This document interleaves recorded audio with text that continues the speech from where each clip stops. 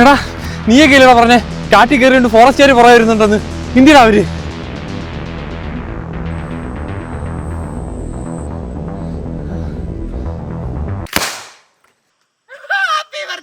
Happy birthday happy birthday happy birthday happy birthday.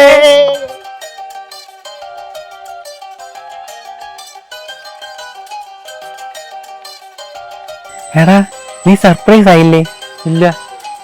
എടാ നമ്മൾ ഇത്രയൊക്കെ പ്ലാൻ ചെയ്ത് വന്നിട്ട് ഇവ സർപ്രൈസ് ആയില്ലെന്ന്.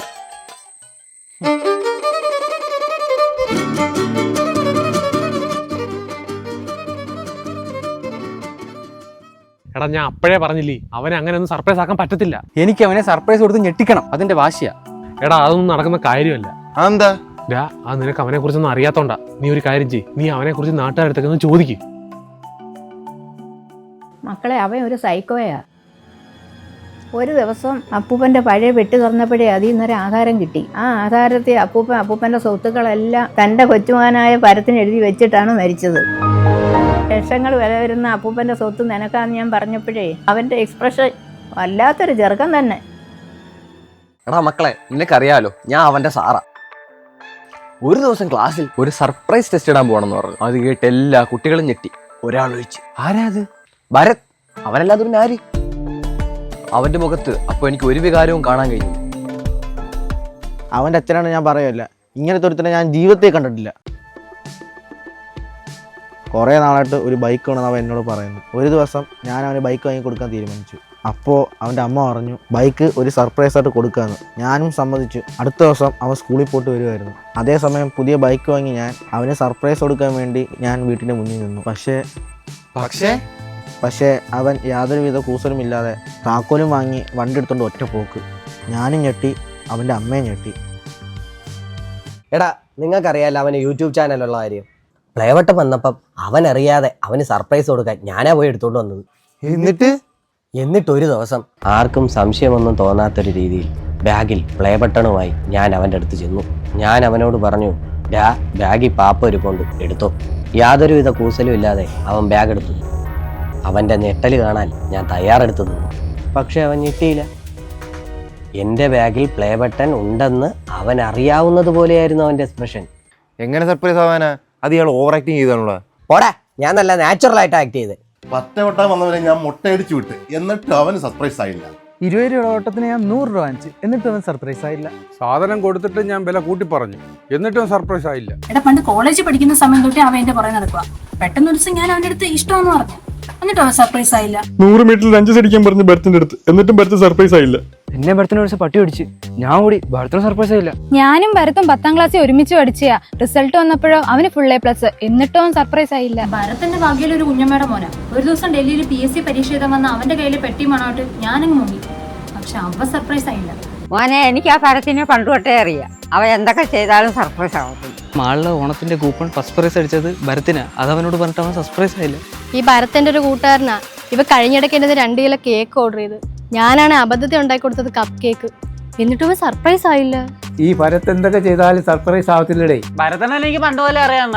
ഭരതനെ സർപ്രൈസ് ആവത്തില്ല. ഭരത്തിക്ക് സർപ്രൈസ് ആവൂല.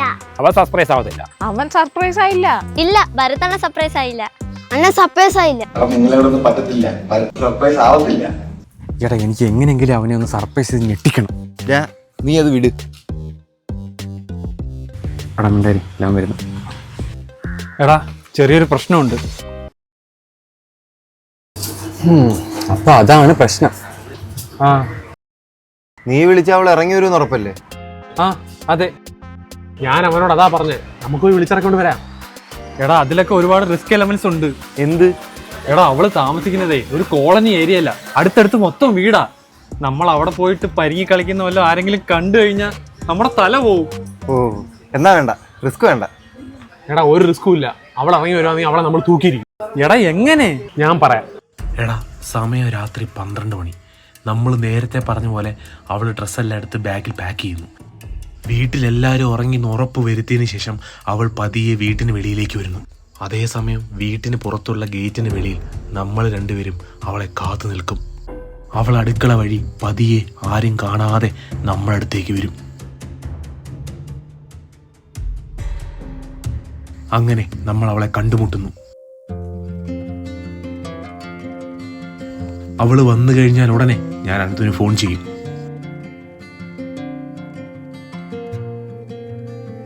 ഹലോ എടാ നിങ്ങൾ എവിടാ? അതുകൊണ്ട് അവൾ ഇറങ്ങി വന്ന്. ആ എടാ ഞങ്ങൾ വന്നോണ്ടിരിക്കുക. പിന്നെ വേഗം വരണേടാ. ഡ്രൈവറേട്ടാ കുറച്ച് സ്പീഡ് ഓടിക്കും. ശരിടാ മോനെ. ഡ്രൈവറോ? എടാ നീ ഏത് വണ്ടിയിലാ വരുന്നേ? അതൊന്നും നീ ഇപ്പൊ അറിയണ്ട മോനെ, അത് നിനക്കും അവനും ഒരു സർപ്രൈസ് ആയിരിക്കും. സർപ്രൈസോ? എടാ കളിക്കല്ലേ.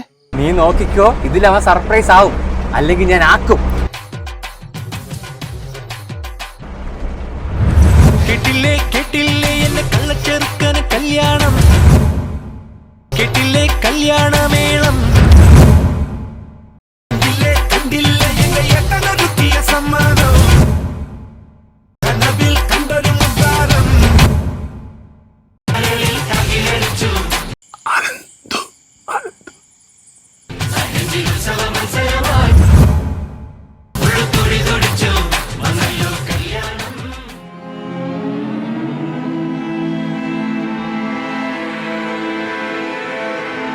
കണ്ടോടാ മാസ്കോ, അവൻ ഞെട്ടി സർപ്രൈസ് ആയിട്ട് ഇരിക്കുന്നത്. അണ്ണാ ഇവൻ ഞെട്ടി അടുത്ത പാട്ടിട്ട്. ഓക്കെടാ മോനെ.